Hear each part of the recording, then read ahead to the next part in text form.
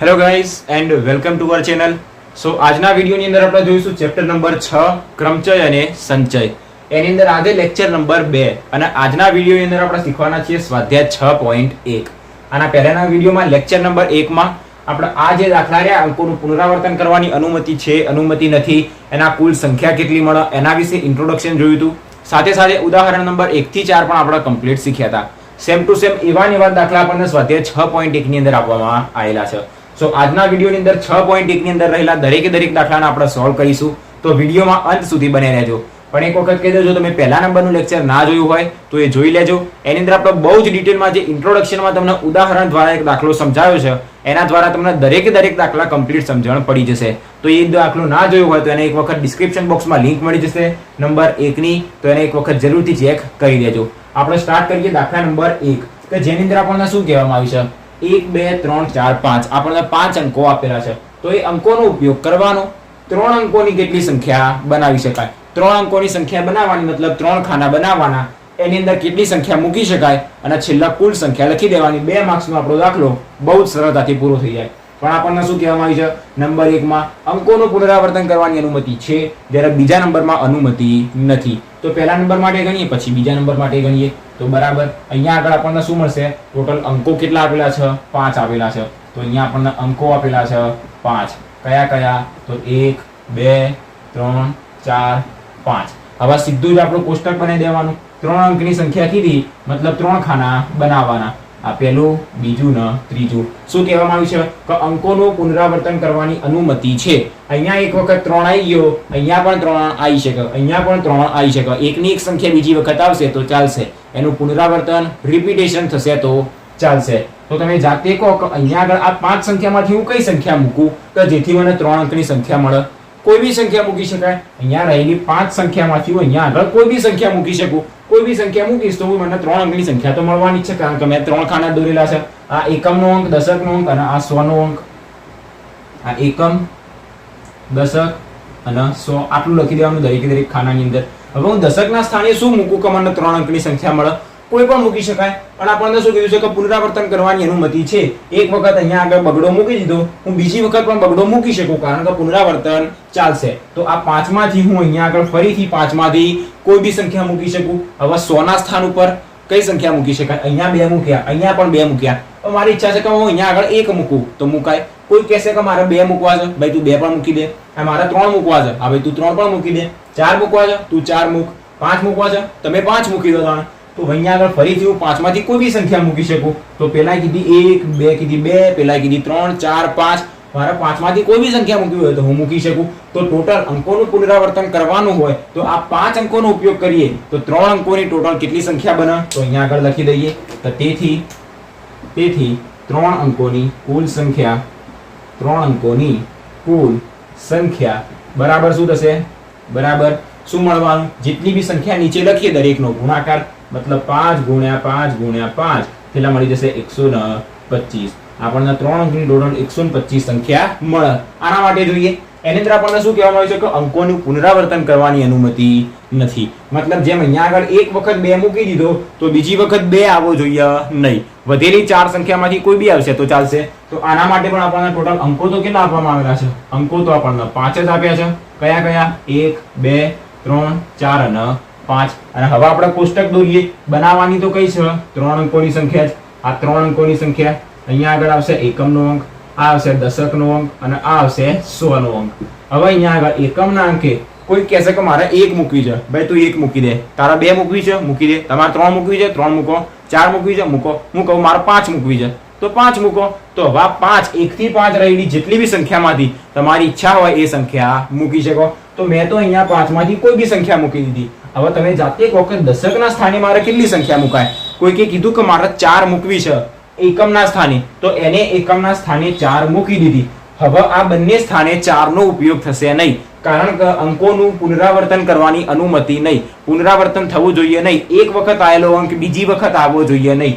એક વખત 4 આવી ગયો તો આ બંનેમાંથી એકે વખત હવે ચોગડો આવશે નહીં. આ ચોગડો ના આવે તો શું આવે? 1 2 3 5 આ ચારમાંથી કોઈ બી સંખ્યા આવી શકે. તો ચારમાંથી કોઈ બી સંખ્યા, અને માની લઈએ કે કોકે અહીંયા આગળ 2 મૂકી દીધા, મતલબ આપણી પાસે 2 અને 4 આવી સંખ્યા થઈ ગઈ. અને હવે અહીંયા આગળ 4 હતા તો અહીંયા આગળ આ બંનેમાં 4 ના આવવા જોઈએ. અહીંયા આગળ 2 આવી ગયા તો હવે અહીંયા આગળ 2 ના આવવો જોઈએ. જો 2 આવી જાય મતલબ શું થશે કે અંકોનું પુનરાવર્તન થઈ ગયું, પણ પુનરાવર્તનની તો અનુમતિ નથી. મતલબ 2 અને 4 આવી ગયા તો આપણી પાસે 1 3 અને 5 વધ્યા. તો જે આ 3 સંખ્યા વધી 1 3 અને 5 એની અંદરથી તમારી જે મરજી હોય સંખ્યા મૂકો. આ 3 માંથી કોઈ બી સંખ્યા મૂકી શકાય. તો 3 માંથી મેં કોઈ બી સંખ્યા મૂકી દીધી. તો આ પણ શું બનાવી દીધું? એના માટેનું કોષ્ટક. અને હવે એની કુલ સંખ્યા, તો તેથી લખી દઈએ કે 3 અંકોની કુલ સંખ્યા, 3 અંકોની કુલ સંખ્યા. અને કુલ સંખ્યા શોધવી હોય તો શું ખબર? શું આપણી પાસે તો જેટલી બી સંખ્યા નીચે મળી હોય દરેકનો ગુણાકાર 3 4 5 મળી તો 3 ગુણ્યા 4 ગુણ્યા 5 શું થશે? 5 ચોક 20 તારી 60. આપણને આવી કેટલી સંખ્યાઓ મળે? 60 સંખ્યાઓ મળે. આવા નવા સેમ ટુ સેમ આપણને બીજા નંબરની અંદર દાખલા આપવામાં આવેલા છે. તો આપણે જોઈએ આગળના દાખલા. તો હવે જોઈએ દાખલા નંબર 2, જેની અંદર આપણને શું કહેવામાં આવ્યું છે કે અંકોનું પુનરાવર્તન કરી શકાય. મતલબ એકની એક સંખ્યાનો ઉપયોગ બીજી વખત કરી શકાય એવું ડાયરેક્ટ કહી દીધું છે. અને આપણને આ 6 સંખ્યા આપી છે, 1 2 3 4 5 અને 6. તો આ 6 અંકો વડે 3 અંકની સંખ્યા બનાવવાની, પણ કઈ? તો કે યુગ્મ સંખ્યા. તો 3 અંકની કેટલી યુગ્મ સંખ્યા બની શકે? યુગ્મ સંખ્યા વાળો દાખલો આપણે ઉદાહરણની અંદર જોયું તો સ્ટાર્ટ કરીએ. અહીંયા આગળ આપણને ટોટલ કુલ અંકો કેટલા આપણને આપવામાં આવે છે? અંકો આપણને આપ્યા છે 6. કયા કયા? તો કે 1 2 3 4 5 અને 6 અંકો લખી દીધા કુલ. નીચે કોષ્ટક બનાવીએ, નીચે આપણો જવાબ થઈ જશે. તો હવે આગળ કોષ્ટક બનાવીએ તો આપણને કેટલું કીધું છે? 3 અંકોનું કોષ્ટક બનાવવાનું, મતલબ 3 અંકની એક સંખ્યા બનાવવાની. 3 અંકની સંખ્યા બનાવવાની હોય તો પહેલી સંખ્યા, બીજી સંખ્યા, ત્રીજી સંખ્યા.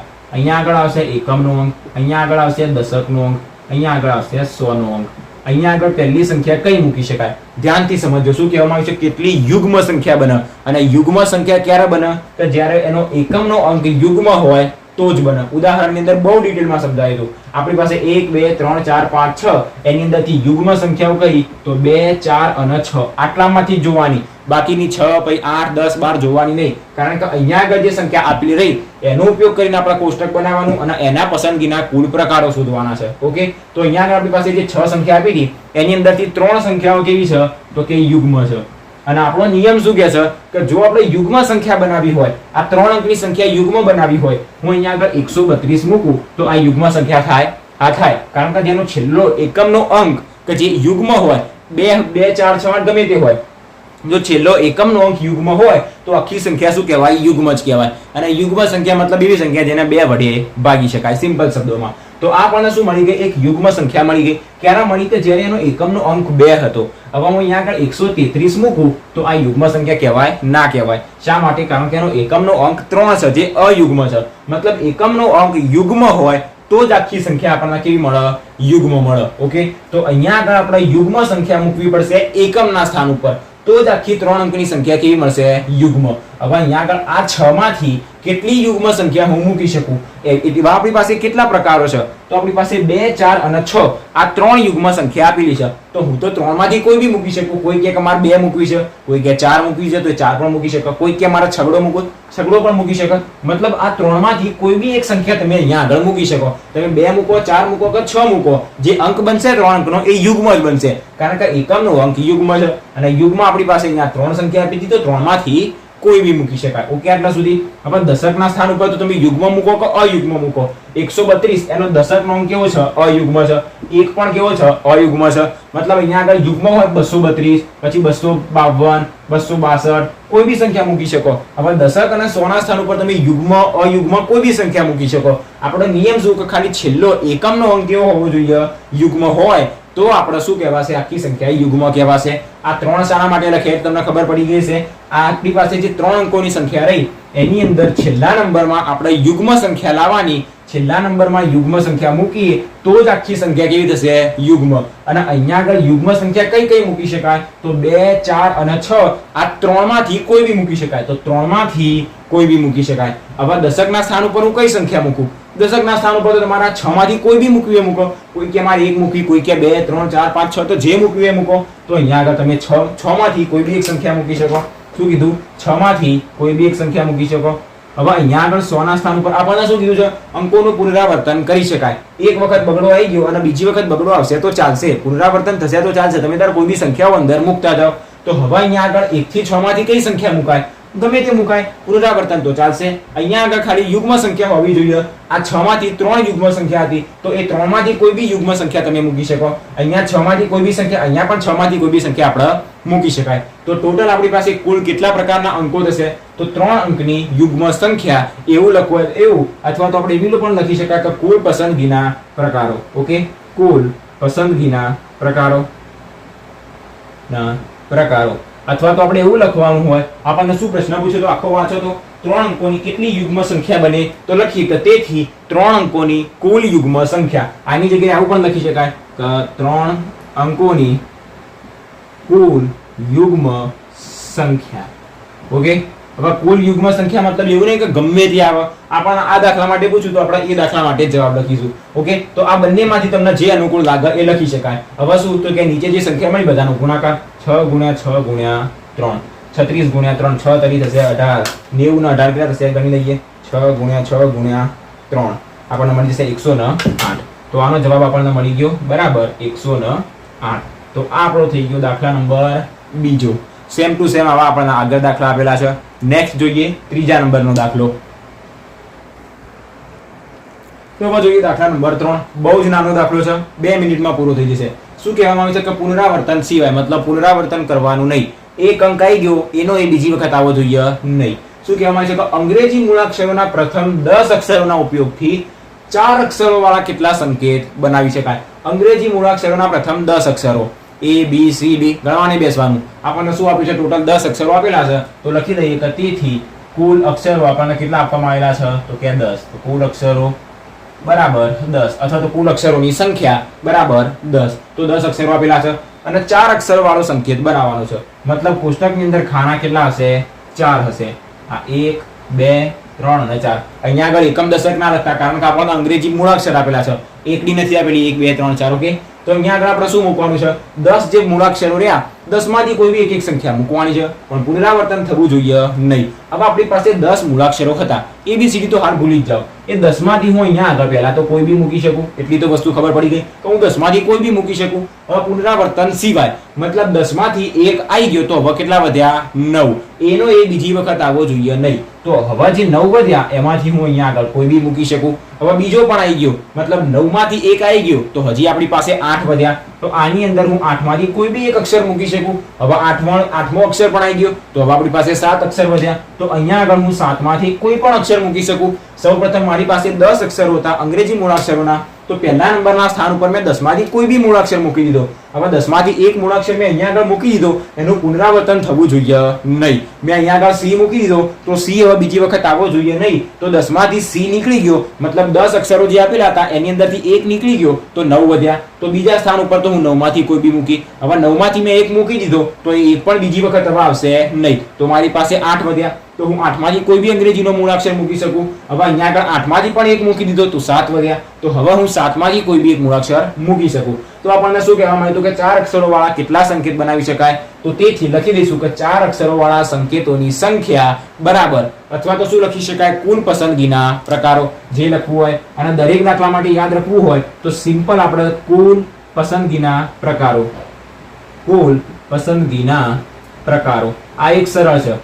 દરેક કોઈ પણ દાખલો આ લખી શકાય, અથવા તો આપણે શું લખી શકાય, જે પૂછ્યું હોય એના બરાબર. બીજા શબ્દોમાં લખવું હોય તો શું લખાશે, સાંભળી લેજો. લખવાનું કે 4 અક્ષરો વાળા કુલ સંકેતોની સંખ્યા બરાબર શું થશે, આ ચારેયનો ગુણાકાર 7 × 8 × 9 × 10. ઓકે, આપણા ઘડિયા થોડા કાચા છે તો આપણે કેલ્ક્યુલેટરનો ઉપયોગ કરીએ. 7 × 8 × 9 × 10. આ ત્રણનો ગુણાકાર કરીને એક 0 લગાવી દઈએ તો પણ આપણને જવાબ મળી જશે. આનો જવાબ મળ્યો આપણને 50 40 5040. તો આવા આપણને કેટલા પ્રકાર મળે, 5040 સંકેતો મળી શકે. આ 10 અક્ષરોનો અહીંયા આગળ ઉપયોગ કરીએ તો આપણને 4 અંકો વાળા ટોટલ 5040 મૂળાક્ષરો 5040 શબ્દો મળે. ઓકે, તો આ દાખલા નંબર 3 અહીંયા આગળ પૂરો થઈ ગયો. બહુ જ સરળ, ખાલી દાખલાને સમજવાનું હતું. આપણે જોઈએ હવે આગળનો દાખલો, દાખલા નંબર 4. જોઈએ દાખલા નંબર 4. આ બહુ મસ્ત અને ઇન્ટરેસ્ટિંગ દાખલો છે. આને તમે ધ્યાનથી સમજી લેશો તો આગળના બધા દાખલા તમે જાતે પણ ગણી શકશો. શું કહેવામાં આવ્યું છે કે 0 થી 9 અંકોનો ઉપયોગ કરવાનો. 0 થી 9 મતલબ ટોટલ અંકો કેટલા થયા? 10 થયા. સમજો 0 1 2 3 4 5 6 7 8 9 ગણજો 10 અંકો થશે. તો આ 10 અંકો જે આપણને આપેલા રહ્યા એનો ઉપયોગ કરવાનો અને 5 અંકો વાળા એક ટેલિફોન નંબર બનાવવાનો. 5 અંકો વાળો ટેલિફોન નંબર બનાવો કે 5 અંકો વાળી કોઈ સંખ્યા બનાવો, પણ 5 અંકો વાળો આપણે ટેલિફોન નંબર બનાવવાનો છે. અને આપણને એવું કહેવામાં આવ્યું છે કે દરેક નંબરની શરૂઆત 67 થી થાય. મતલબ એનો પહેલો અંક 6 છે, બીજો અંક 7 હશે. આગળ થયું કે 6 અને 7 એ ફિક્સ આપી દીધો છે. તો 5 હતા એની અંદરથી 2 આપી દીધા છે, તો 3 જે અંકો વધ્યા એની આપણે ગોઠવણી કરવાની છે. અને શું કીધું છે? પુનરાવર્તન થતું નથી. તો સ્ટાર્ટ કરીએ દાખલો ગણવાનું. શું કહેવામાં આવ્યું છે? સૌપ્રથમ આપણને 0 થી 9 અંકો આપેલા છે, મતલબ ટોટલ અંકો કેટલા આપેલા છે? 10. તો લખી દઈએ અહીંયા આગળ કુલ અંકો કેટલા આપણને આપેલા છે? કુલ અંકો 10 આપેલા છે. લખવા હોય બરાબર કરીને 0 1 2 3 4 5 6 7 8 9 તો લખી શકાય, ના લખો તો ચાલે. ઓકે. અને હવે આપણને કીધું છે 5 અંકની સંખ્યા બનાવવાની, મતલબ 5 અંકનો નંબર બનાવવાનો. મતલબ કોષ્ટકની અંદર 5 ખાના છે, 1 2 3 4 અને 5. આપણને કહી દીધું છે કે દરેક નંબરની શરૂઆત થાય મતલબ અહીંથી શરૂઆત થાય, પાછળથી શરૂઆત ના થાય. 67 થી થાય મતલબ અહીંયા આગળ 6, અહીંયા આગળ 7. આ બંને અંકો ફિક્સ થઈ ગયા. તો અહીંયા આગળ એક જ સંખ્યા આવશે જે 6 હશે. અહીંયા આગળ પણ એક જ સંખ્યા આવશે કે જે 7 હશે. હવે આ ત્રણ સ્થાન ઉપર આપણે આ 10 માંથી કોઈ બી એક સંખ્યા મૂકવાની છે. પણ યાદ રાખજો પુનરાવર્તન થતું નથી. પુનરાવર્તન થતું નથી મતલબ અહીંયા આગળ 6 આવી ગયા તો આ ત્રણમાંથી એક પણ સ્થાન ઉપર 6 આવવા જોઈએ નહીં. આ ત્રણમાંથી એક પણ સ્થાન ઉપર આપણી પાસે 7 આવવા જોઈએ નહીં. આપણી પાસે 10 સંખ્યા હતી, એની અંદરથી 2 ની ગોઠવણી થઈ ગઈ, તો હવે આપણી પાસે 8 જ સંખ્યા વધી છે. અને જે 8 સંખ્યા વધી એની ગોઠવણી આપણે અહીંયા આગળ કરવાની.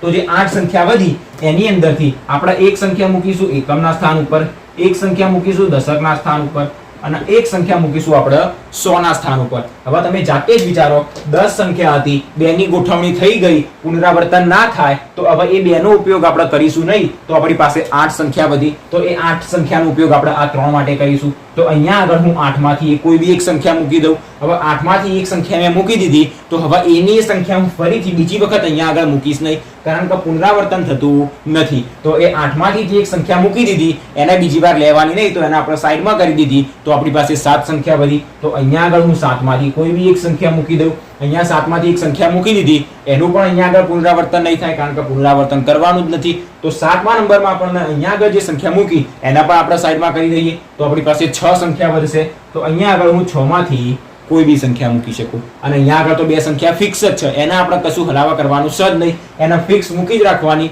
એને ડિસ્ટર્બ કરવાનું નહીં. તો હવે આપણને શું કહેવામાં આવ્યું હતું કે દરેક નંબરની શરૂઆત 67 થાય તો 5 અંકો વાળા કેટલા ટેલિફોન નંબર બનાવી શકાય? તો નીચે જવાબ લખી દઈએ કે તેથી 5 અંકો વાળા કુલ ટેલિફોન નંબરની સંખ્યા બરાબર, અથવા તો સિમ્પલ શું લખાશે આપણે? કુલ પસંદગીના પ્રકારો. તો બરાબર કુલ પસંદગીના પ્રકારો. પસંદગીના પ્રકારો આ લખવું હોય તો પસંદગીના પ્રકાર લખવું હોય પસંદગીના પ્રકારો, અથવા મેં કીધું એ કે કુલ 5 અંકો વાળા કુલ ટેલિફોન નંબરની સંખ્યા બરાબર કરીને શું લખાશે? આ 5 નો ગુણાકાર 1 ગુણ્યા 1 ગુણ્યા 6 ગુણ્યા 7 ગુણ્યા 8. દરેકનો ગુણાકાર કરી દઈએ ફટાફટ. 1 ગુણ્યા 1 તો 2 1 જ થશે. આ 1 1 1 અને એના 6 1 6 થઈ જશે. મતલબ 6 ગુણ્યા 7 ગુણ્યા 8 કરવાના, જવાબ મળશે 336. તો બરાબર 336. તો આવા ટોટલ 336 ટેલિફોન નંબર આપણે બનાવી શકાય. તો આ હતો આપણો દાખલા નંબર 4. તમને કમ્પ્લીટ ખબર પડી ગઈ છે આની અંદર શું કરવું, ધ્યાનથી સમજજો. ઓકે, વિડીયોને રિવાઇઝ કરીને 1-2 વખત ધ્યાનથી સમજી લેજો, જેથી દાખલાની અંદર કોઈ તકલીફ ના પડે. કેવી રીતના એની ગોઠવણી કરવી એ પણ તમને કમ્પ્લીટ આઈડિયા આવી જાય. આપણે જોઈએ આગળનો દાખલો, દાખલા નંબર 5. જોઈએ દાખલા નંબર 5. દરેકના દાખલો મોઢે આવડવો જ જોઈએ.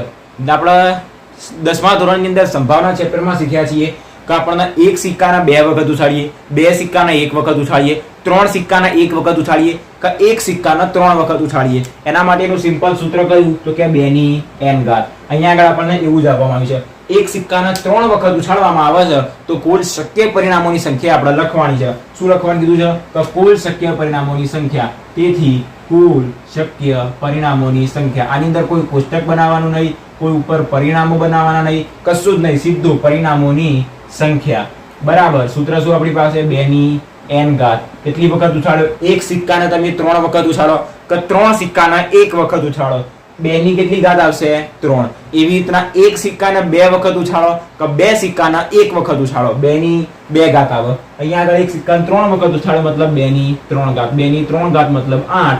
આપણો આવી ગયો જવાબ. કોઈ જ ગણતરી કરવાની નહીં, આટલો જવાબ લખવાનો. 2 માર્ક્સમાં પૂછાય તો આટલો, પણ 2 માર્ક્સમાં પૂછાય નહીં. 1 માર્ક્સની અંદર MCQ માં આપણને આવું પૂછે કે એક સિક્કાને 3 વખત ઉછાળવામાં આવે તો કુલ પરિણામોની સંખ્યા કેટલી? તો કુલ પરિણામોની સંખ્યા બરાબર 2 ની 1 ઘાત 2 ની 3 ઘાત 8 જવાબ આપણને મળી જશે. આ તો બહુ સરળ જવાબ પ્રશ્ન હતો. ભૂલથી મને લાગે છે ચોપડીની અંદર મુકાઈ ગયો છે. આપણે જોઈએ આના પછીનો છેલ્લો દાખલો, દાખલા નંબર 6. દાખલા નંબર 6 આપણને શું કહેવામાં આવ્યું છે કે ભિન્ન રંગના 5 ધ્વજો છે આપણી પાસે. 5 અલગ અલગ રંગના ધ્વજ આપવામાં આવેલા છે. એકની નીચે બીજો, એક ધ્વજ એની નીચે બીજો ધ્વજ. તો દરેકને ખબર પડી ગઈ હશે શું બનાવવાનું છે, શું બનાવવાનું છે? એક સંકેત બનાવવાનો છે. તો એવા 2 ધ્વજથી બનતા સંકેતો કેટલા હશે એની સંખ્યા આપણને શોધવાની છે. બહુ જ સરળ દાખલો છે. આપણી પાસે કુલ ધ્વજ કેટલા? તો લખી દઈએ કે કુલ ધ્વજ બરાબર આપણને આપેલા છે 5 ધ્વજ, કારણ કે 5 અલગ અલગ રંગના ધ્વજ છે. અને જ્યારે બી ધ્વજના આપણે ગોઠવીએ તો આમ ઊભા ગોઠવીએ છીએ. ઓકે, આમ. તો અહીંયા આગળ આપણે શું કરી દીધું? 2 ધ્વજને ગોઠવી દીધા. શું કહેવામાં આવે છે? એકની નીચે બીજો, એવા 2 ધ્વજ રહ્યા. તો આ 2 ધ્વજથી આખો એક શું બની ગયો? સંકેત બની ગયો. આવા કેટલા સંકેત બની શકે? તો જ્યારે બી ધ્વજ આવે, મેં તમને કીધું હતું કે એની અંદર પુનરાવર્તન થશે નહીં, કારણ કે ઉપર લાલ નીચે સફેદ એવી રીતના 2 અલગ અલગ રંગના ધ્વજ મૂકીએ તો જ આપણને શું મળે? એક સંકેત મળે. એકના એક રંગના મૂકી દઈએ તો કોઈ સંકેતનો મતલબ નથી. 5 ધ્વજ આપેલા છે તો અહીંયા આગળ 5 રંગના અલગ અલગ ધ્વજમાંથી કોઈ બી મૂકી દઉં, હવે નીચે એનું પુનરાવર્તન થશે નહીં. મેં લાલ રંગનો મૂકી દીધો તો આ 5માંથી લાલ રંગનો હવે સાઈડમાં જતો રહેશે. તો આપણી પાસે જે બીજા 4 રંગના વધ્યા એ 4માંથી અહીંયા આગળ હું કોઈ બી મૂકી શકું. તો એ 4માંથી મેં મૂકી દીધો. અને હવે શું કહેવામાં આવ્યું છે કે પુનરાવર્તન થતા, પુનરાવર્તન તો આની અંદર નહીં, કેટલા ધ્વજ બની શકે? મતલબ સિમ્પલ શબ્દોમાં કુલ પસંદગીના પ્રકારો. અથવા બીજા નંબરમાં લખવું હોય તો લખી શકાય કે 2 ધ્વજથી બનતા સંકેતોની કુલ સંખ્યા બરાબર 2 ધ્વજથી બનતા કુલ સંકેતોની સંખ્યા બરાબર. અને આપણે સિમ્પલ શબ્દોમાં લખવું હોય તો કુલ પસંદગીના પ્રકારો. કુલ પસંદગીના પ્રકારો કેટલા થશે? ઉપર 5 ગુણ્યા 4, 5 ચોક થશે 20. તો આવા આપણે શું બનાવી શકાય? ટોટલ 20 સંકેતો બનાવી શકાય. ઓકે, તો આ થઈ ગયો આપણો જવાબ. દાખલા નંબર 6 અહીંયા આગળ પૂરો થઈ ગયો. 1 થી 6 દાખલા પૂરા કર્યા. સ્વાધ્યાય 6.1 પણ અહીંયા આગળ આપણી પાસે પૂરો થઈ ગયો. આની સાથે સાથે આપણો પહેલો ટોપિક પણ અહીંયા પૂરો થઈ ગયો. લેક્ચર નંબર 3 ની અંદર આપણે એક ફેક્ટોરિયલ વિશે શીખવાનું છે કે 5 ફેક્ટોરિયલ, 8 ફેક્ટોરિયલ, 2 ફેક્ટોરિયલ -3 ફેક્ટોરિયલ. એ દરેકે દરેક બહુ સરળ, બહુ નાનામાં નાની સંખ્યા જે રહી એવા આપણે બહુ સરળમાં સરળ જે દાખલા કહેવાય એવા દાખલા આપણને આપવામાં આવેલા છે. અને બહુ સરળ ચેપ્ટર સારું. જેમ કે આ બધા દાખલા તમે ગણી શકતા હશો ને, તો બીજા નંબરનો જે ટોપિક રહ્યો ને ફેક્ટોરિયલ વાળો, એ તો તમે બહુ સરળતાથી એને ગણી શકો. દરેક પાસે કેલ્ક્યુલેટર પણ હશે અને એક્ઝામની અંદર કેલ્ક્યુલેટર પણ લઈ જવા દેશે. અને એની અંદર ખાલી નાના નાના ગુણાકાર કરે. 5 ગુણ્યા 4 ગુણ્યા 3 ગુણ્યા 2 ગુણ્યા 1. 5 પછીની બધી જ નાની સંખ્યા, 3 પછીની બધી જ નાની સંખ્યા, 11 પછીની બધી જ નાની સંખ્યા, 8 પછીની બધી જ નાની સંખ્યા. એવી રીતના આપણને કહેવામાં આવ્યું છે. તો એ લેક્ચર નંબર 3 ની અંદર આપણે એની વાત કરીશું. આજના વિડીયોમાં અહીંયા સુધી 6.1 ની અંદર આપણે 6 દાખલાને પૂરા કર્યા. તમને કોઈ બી દાખલાની અંદર કોઈ ડાઉટ હોય, કોઈ ક્વેશ્ચન હોય તો તમે તાર કમેન્ટ કરજો, આપણે એનું સોલ્યુશન નીકાળી દઈશું. મળીએ લેક્ચર નંબર 3 માં. આ વિડીયો ગમ્યો હોય તો વિડીયોને લાઈક, શેર અને ચેનલને સબસ્ક્રાઇબ કરવાનું ભૂલતા નહીં. મળીએ નેક્સ્ટ વિડીયોમાં. Thanks for watching guys.